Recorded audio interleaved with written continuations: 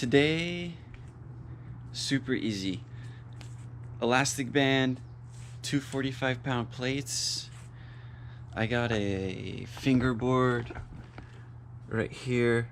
I use the top though, and it's just farmer walks, static, holding a squat with this around my thighs, and a plate, and some leg raises. So it's a pretty short day, and then after that, maybe we'll watch some freestyle videos and do a little MA and see if we can find anything that are some easy changes to make for quick balance improvements. I got a few things I'm thinking of, so we'll see if we get around to that.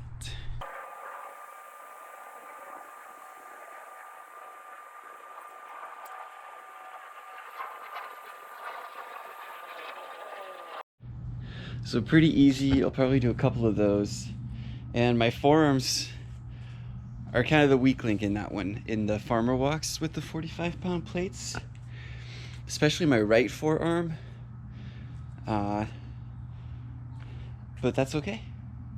That felt really good, and I think pairing that up with the leg raises, just hanging leg raises, is pretty good. But you also got to watch out, because if you're compressing your spinal cord and then decompressing it over and over and over again, I just don't know what that could do. So just a little bit keeping the focus, making sure we don't tweak anything. Kind of all we're doing here is getting down low and flexing our glutes. This right here keeps us thinking about the butt, and the butt's pretty important. It's a huge muscle, and it connects some of the heaviest bones. I think the second and third heaviest bones in the body. We're gonna actually talk about bone weight during the movement analysis portion of this video, because you'll see we're gonna watch some athletes who have taken their weight distribution into consideration to do some really interesting creative decisions. So pretty interesting.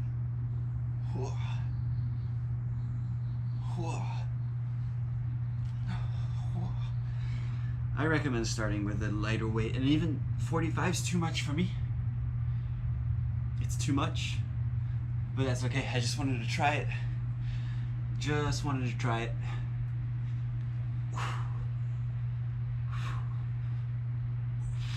Okay, so just a minute of that. So the decision-making process for these 3 exercises is the last few days I thought I had sore butt and abductors, but a couple days went by and it didn't go away, so I'm kind of categorizing that as stiffness now. And farmer walks are to warm up the core before I do anything eccentric. And also, since my grip strength is a bit weak in my right arm, it lets me compare how strong I am in both arms, and get a chance to see if my right arm is catching up. Yeah, so that's pretty good, and it feels good with the elbow. It doesn't bother my back. So the IT band around the knees with holding the plate, really good for the butt. And if it's stiff, I think it's okay to work it as long as it's not sore. And you can even work it if it's sore, you just have to do a little less. And doing another set of farmer walks before the leg raises, just because I want to do the best leg raises I possibly can, with the best squeeze I can, and so I have to be warmed up to do that.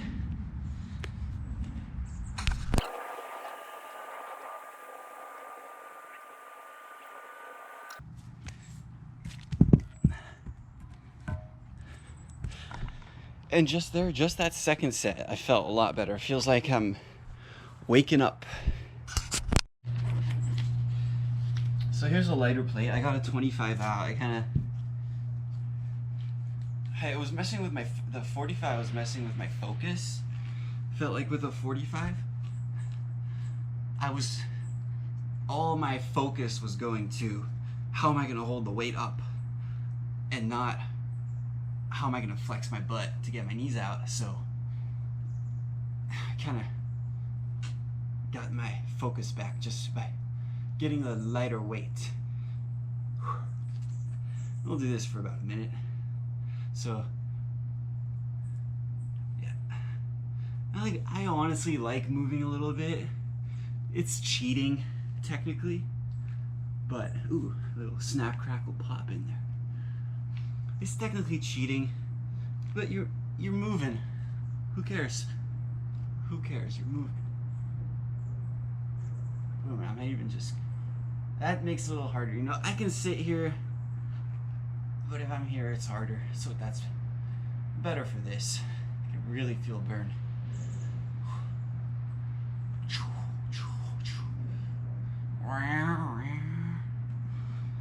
I don't know.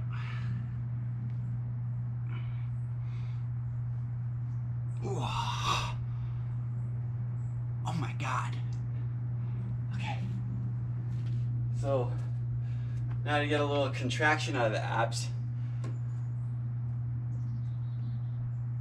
And we'll do as many as we can, and we'll even just cheat all the way through it.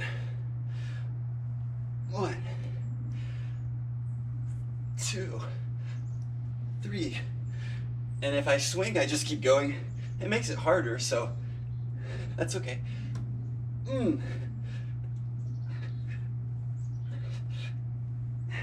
if I can do the leg raise without caring about my swing, just no matter where I am in the swing, then it's a pretty good indication that I'm just forcing it.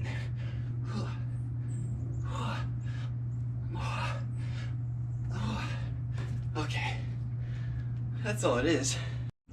And still out of breath from the leg raises, and we're just going straight into farm blocks.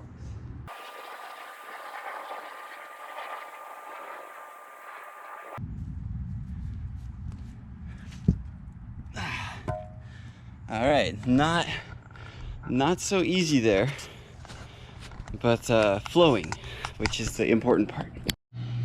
Okay, just during this set, I'm gonna shut up because last set I was kind of not focused. It wasn't good, but my right arm feeling weaker than my left arm. Definitely a big symmetry issue, but we're just gonna get a little tough and deal with it. Okay, here we go. 1, 2, 3. Nice slow. Yeah.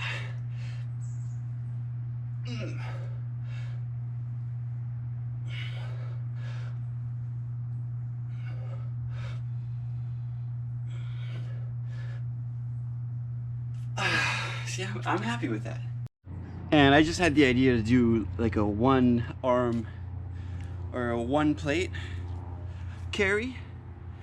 I don't know if this is good or bad. This might be a horrible idea, but that's what I'm gonna try right now. Here we go. I'm gonna go over with 1 arm and back with the other, and then if that feels good, I'll do it again.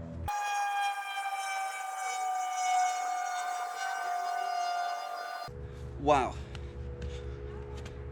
That really, I'm going for another. That was actually really good. Right under my opposite shoulder is where I feel it best.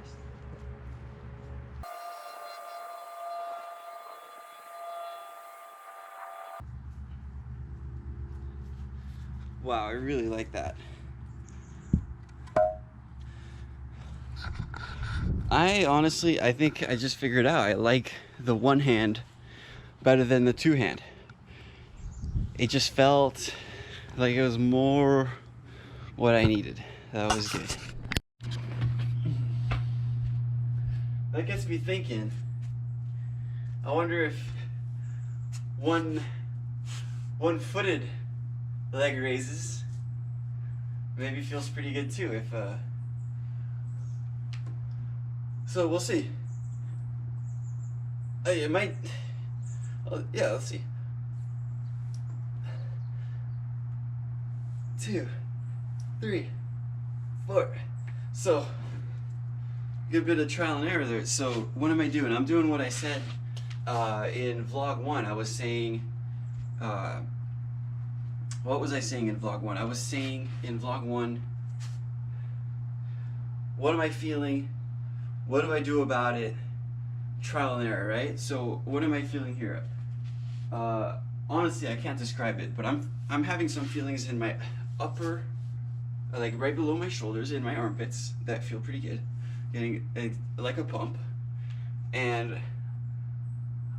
if that feels good, I want to see what makes it feel better, and then trial and error to do that. So I wanted to try, a single leg, and I'm realizing that it doesn't do anything. That the double leg rig is better. So that's the thinking behind that, and it's good to know. It's pretty good to know. 1, 2, 3, 4, 5, and there's that right arm again. Too weak to hang on the whole set, but we can just shake it out and go again. 1, 2, 3, 4. Oh, okay, so let's do 2 more.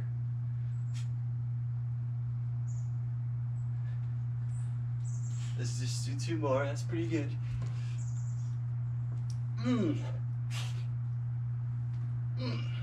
Okay. Yeah.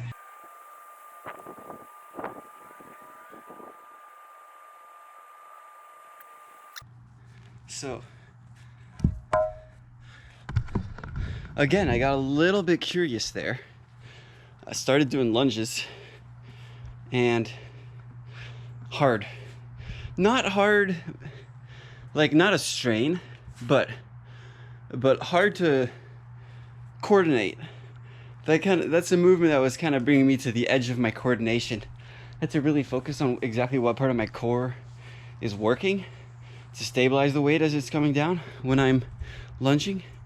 And I think that's good. I think it's good to keep it interesting like that. It's still a farmer carry. I'm still working the upper core muscles that I was targeting.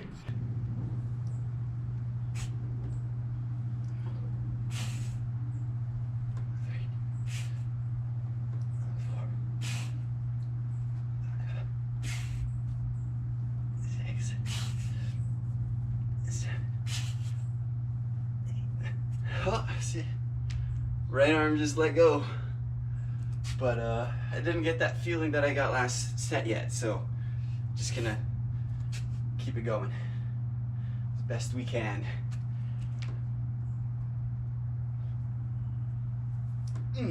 Okay.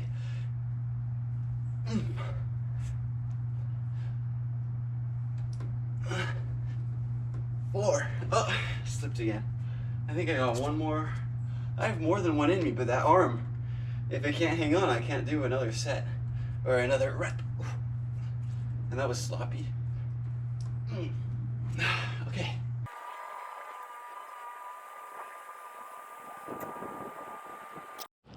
Okay, this is pretty cool. You get to see me making adjustments on the fly here. I don't feel like doing another set of the leg raises, but I'm still gonna I'm gonna do something better, I think, because I worked my forearm and that's all I can handle right now. So, well, I'm doing the farmer carries as well, so we're gonna throw the medicine balls around, and you'll see I have a really good exercise for that gets a really good ab stretch and also works on the hip flexors. This is pretty neat. I forget where I got this from. Oh, I know. I got it from medicine ball throws. Got this from javelin practice. I've never practiced it, but there's YouTube videos of javelin Olympic athletes training, and they have crazy abdominal flexibility, and Since that's something that's pretty useful in skiing, we're gonna just go ahead and steal that exercise from them. Okay, so grass is a little wet and the balls are slippery, but we just have to deal with it. Oh, just trying to get the ball overhand and full ab stretch.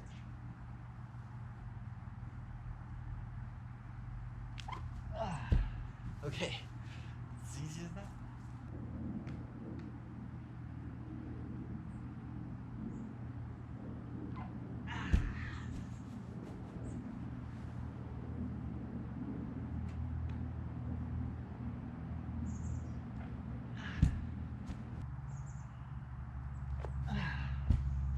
And you can see even there, just on that's my third throw so far, I'm able to look higher at the sky.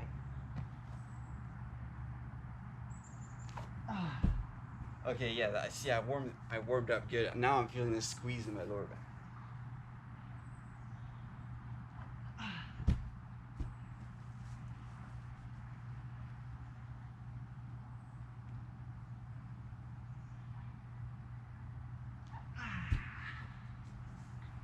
Why not? Okay, so there I didn't bend my knees and I got the same squeeze I'm looking for. So, good to know there's a bit of a margin. I can do it a few different ways and it's not going to change really anything.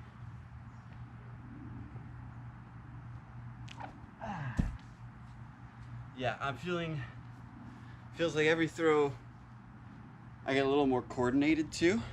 So 2 more and then that's good.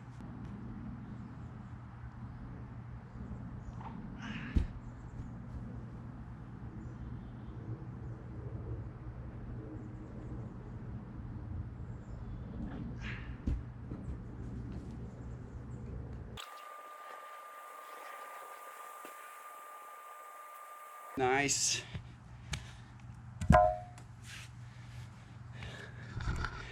And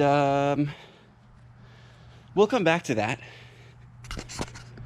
I want to do a neck bridge. I don't do it much, and I have really stiff hip flexors. So we're just gonna do it as long as we can. And we'll maybe do a couple sets, but I'm looking for a stretch in the sternum right now. That's what I'm focused on. Right here. Yeah. Okay.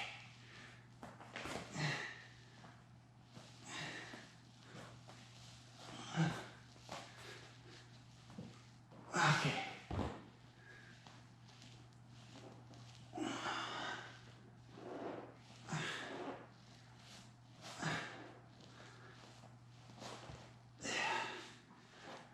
That's so good.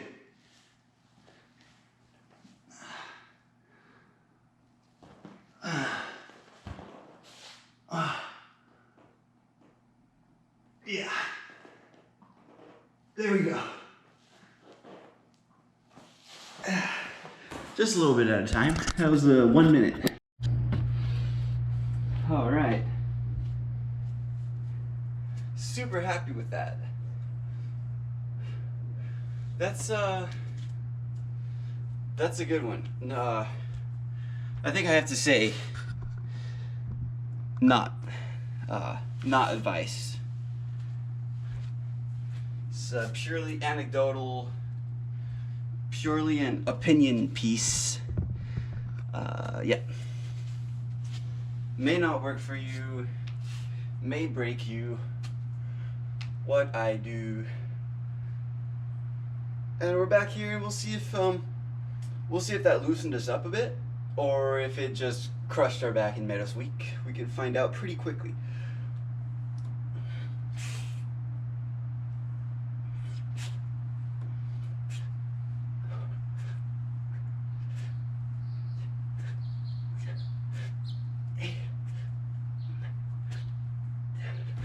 Okay, so that's 10. Should really do more, but instead we're gonna follow it up with the medicine ball exercise, and that should be getting us the stretch we're looking for. I'd rather focus on the stretch today. That's just kind of what I'm figuring out on the flies. Stretch is probably a more fitting focus for the day.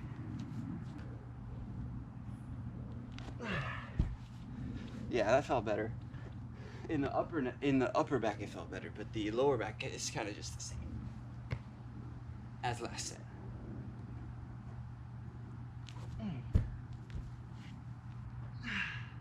Yeah, okay. That was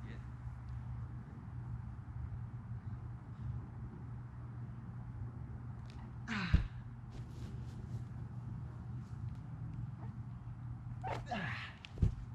Almost dropped it on my head there. My hands.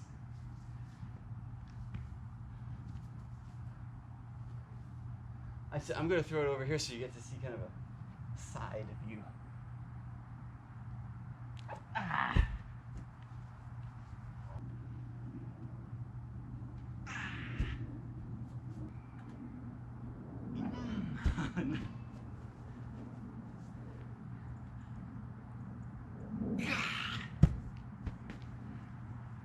Okay, so that's 8.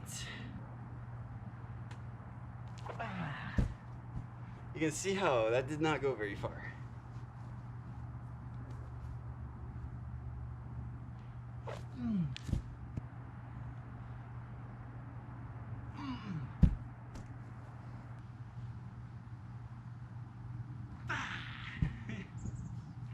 Okay, so good stretch there. Really good stretch there. My goal is to go about a minute with or without help. That's not whether I have my hands on the ground or not is not what's important to me. Just how it feels.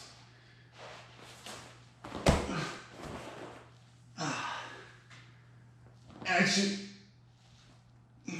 using the hands is way safer, especially when you're starting. If you've never wrestled or this is your first time doing this, I would say you have to use your hands. There's no way around it, because if something tweaks and you're here and your hands are not ready, then it's just gonna, every millisecond, it's just gonna hurt you more. So, give yourself the option to not get hurt.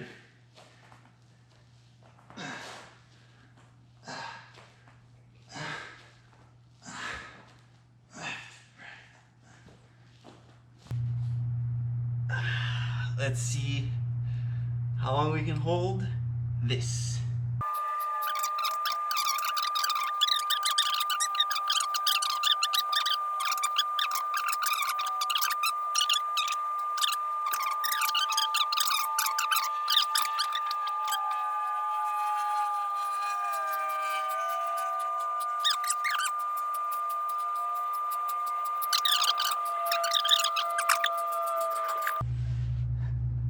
Okay, so, not professional athleticism, but definitely a little bit proud of myself.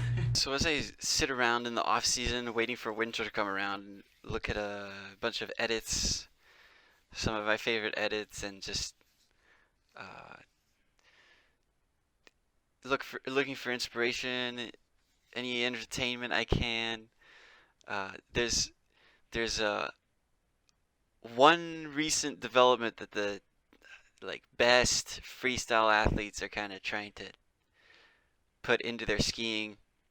I don't know if they're doing it intentionally, but for bigger spins and swaps off of rails, and for better butters, and for popping with intent of doing nose grabs specifically, there seems to be some consistent themes between some of these best athletes that are most obvious in Kara Koivisto's Super Unknown 20 video. This video kind of took the internet by storm. There's this element of smoothness, and the butters are insane, but all his style is just crazy and freaking perfect. But his fundamental skiing is his technique is pretty textbook as far as setting tricks. All of that is pretty just, he's just doing what's tested and proven, except for shoulder and elbows. Shoulder and elbow and all the muscles that connect those parts to the core is completely new, basically. We get a glimpse of athletes unintentionally, or maybe not focusing on it, but basically doing what Kurakoy did in Super Unknown for a few years back. Here I just cherry picked this clip that really obviously shows the rolling in of the upper arm, and so let's see what that gives. So right now his elbow is pointed at the sky, and his palm is facing behind his back, basically, with his pulls up. So that's pretty. We don't see that a whole lot. A lot of people, the style is focused on maybe keeping the hands by our side. That's been a big. I would almost say dogma. I think that the kind of peak style expectation right now is hands by the side, minimal hand movement, and kind of like you're giving the trick in some sort of authority vibe. So let's see these next few clips here, and this one especially. Okay, his hands are above his head. Hands above his head. Okay, so this is this is a pretty famous clip. It's the thumbnail. His elbows are out. His elbows are out. He's not reaching down to his knees. His palms are in.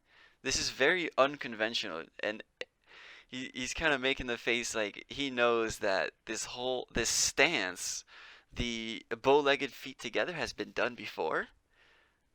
But he knows. He knows it's deliberate. So, T-pose, T-set, that's pretty conventional, but he's got an elbow up in the sky and his thumb is down.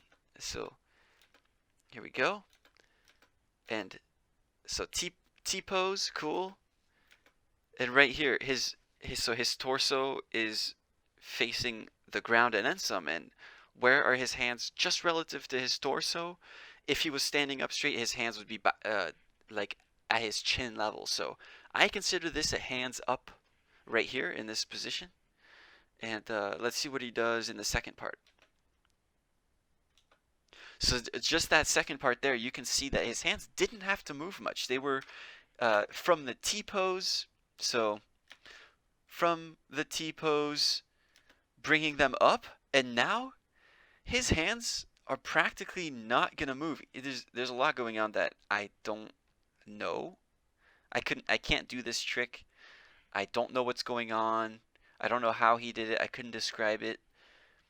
But his hands, we can clearly see that his hands are up relative to his torso, and then they're not gonna move much. They even dragged on the ground just because they were there. And right here, same. Right? We basically have the torso the front of the torso facing the ground. But if we imagine him standing up without moving any of his shoulder muscles, right? Shoulder in the same position, then his hands would, at least his right hand here, would be right next to his face, inches from his face. Really interesting. So a couple more examples right there in that butter. Hands boxer style. There, the hands were down. So he's able to control the whole shebang, the whole thing. He's making the choice. Hands down, hands down. So it seems like, okay, so here we go. Here's what I'm talking about here. Okay, sure. Whoa. Okay, so that T-pose is there. And we're... Okay, so that's really interesting because it always seems to be like one arm, it has the elbows pointed up at the sky more. What this says, what I'm talking about the elbow, but what this actually says is it's not the elbow that matters. That's a small part of the body. What matters is the all the muscles connecting the arm to the shoulder are also connected to the core. And where you put tension and stretch the muscles uh, is what's visible when we see the arm position. And I highly recommend anyone watching this go try this. When you're doing butters, when you're doing nose grabs, when you're spinning off of rails and doing swaps, just try it, especially in pretzel positions. Because maybe like here, if he was standing up, his hands would be above his head, complete like he's doing the Y of the YMCA right now. Uh, and it's just, I mean, come on. This guy is going, sending it all the way to the YMCA, and look, his hands. How much do they actually have to move to get the nose grab?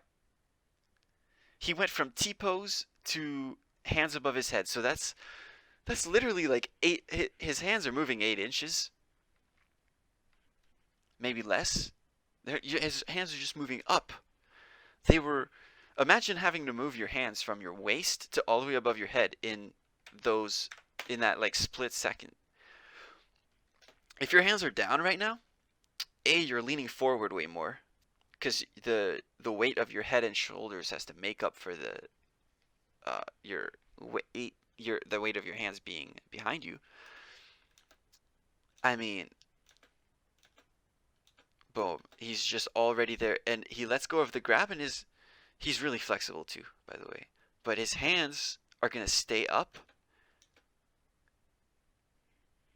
and yes, you can consider that a hands down. His hands are down, but imagine him like standing straight up. What are the hands doing? The hands would be in front of him. The hands would be in front of him. There is something about this. Hands up. He's boxing. He's basically just boxing on his skis. Right? That it all looked conventional, and then you get to here. And look at that. What is he doing with his hands? It's like he's hugging a large tree. Same thing. So this guy knows something I do not know. Okay, so this video is 1 year old, and we can see this is Bulldo's bunch of super creative skiers,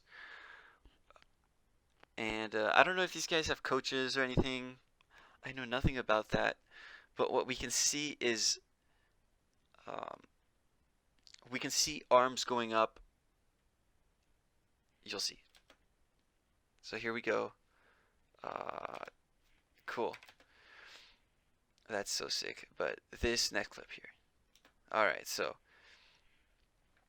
we're all told, well, we're not all told, but we're all led to believe through all the edits, the videos we see, that hands down might give you a style of that, like you own the trick. That's cool. But what Kura Koivisto just showed us is that you can look good with your hands up.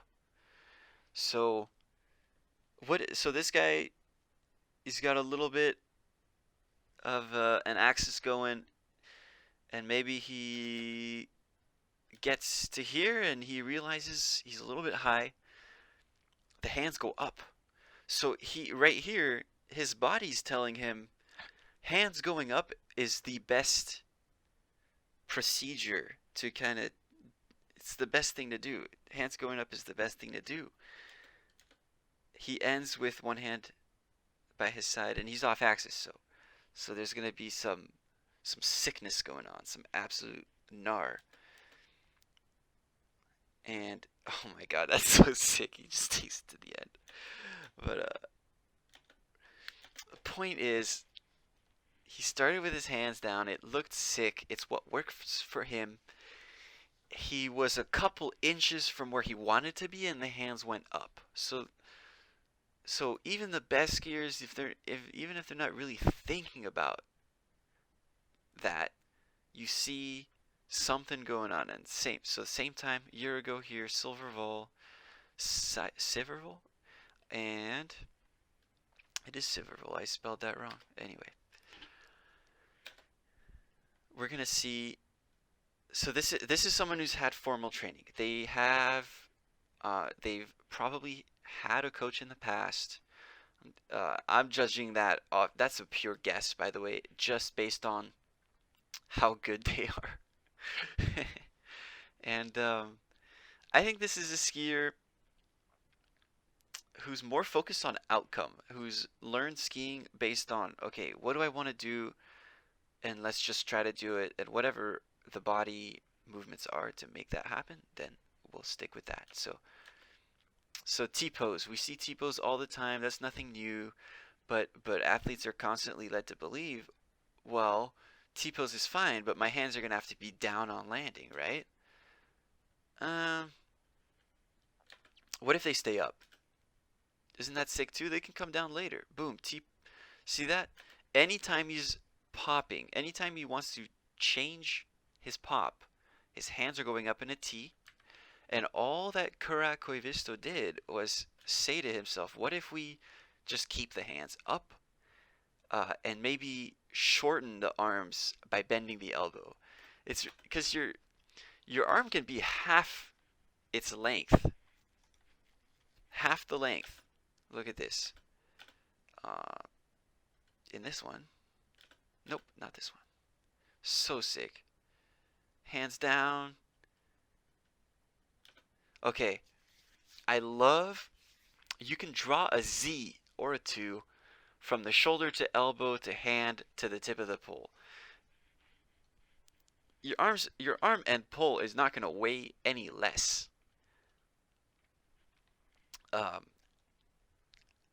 But making it shorter basically gives your shoulder muscle. Right, imagine you got a really long sword and you're trying to whip it around. A long sword is not going to move, is not going to change direction as quickly as the guy with the short sword. Even if the short sword weighs the same as the long sword, it's just not going to happen. And what Kura Koivisto did is he made his swords, his arms, shorter so that they can change direction faster. Uh-oh. Oh, man. That's not good. So, T-pose. And anytime there's a corrective maneuver, the hands go up and then move in the direction he needs them to move. All right. So, Butters. Here's someone who religiously keeps his hands down. This is a year ago. It's Henrik Harlow. And this Butter specifically kind of highlights the advantages of maybe having the elbows out and the hands up. So elbows out and up with the elbows a little bent. Kind of like he's doing that tree hug again. And it's almost like he's using his arms to complete a C shape. There's obviously a lot going on, but the arms consist constantly in the best footage we have out of all the freestyle skiing. The hands are up always, and it's funny to watch these athletes put their hands back down. This position right here is what we all know and love and trust that is gonna look best until Kura Koivisto came around. So really interesting. I went ahead and yesterday it wasn't my main focus, but I ended up just doing a few reps of the ledge practice with this kind of testing this idea out, and you can see the difference. Okay, so I'll just start playing. It's pretty ridiculous, but I'm pretty proud of myself. So here there's no focus on arms, right? Kind of just my hands are wherever. They do happen to be up, but I do have the uh, I'm under the impression that good style is hands down, looking relaxed. Okay, so I was doing that, and my hands went up just as a corrective. And here we go. So here you see instantly different vibe, right? Elbow. Wait, where is it? Yeah, yeah, okay. So you can see the different vibe. Now my hands are up boxer style, and I'm not gonna try to describe it. You need to try this and figure it out yourself. It's really easy change to make. But I felt like I was actually using my pec and back muscles to help movements I want to be making with my head. It was huge. Okay? So my hands are going up and down when I want them to be down, and then I bring them up, and all of a sudden they stay exactly where they need to be. And if I need my elbow to go down, if so bend your arm. If you're and bring your elbow up with your arm bent as much as it can and down, all the mass around the tip of your elbow, that's doubled. Now there's now twice as much. So it's twice. It's half the length. Okay, so you're moving half the length and it's the same weight. So it's gonna essentially, hopefully, if I'm not too stupid about this, change direction faster and maybe have the same outcome on balance. So pretty interesting to see the difference. Like slow. So here, just my arms are straight down. The movements are like kind of slow but jittery and lanky and just I don't know. There's a lot of flailing going on, and still okay. But now I bend my elbows and it just changes the whole look. I wasn't moving my head like that to for that's a pure outcome of having the elbows bent and pointing upwards. That is purely a result. I wasn't trying to like move my head around like that on purpose. That's just a result of my elbows being more bent. So that's kind of an observation I've been making, and I can't wait to mess with this idea more.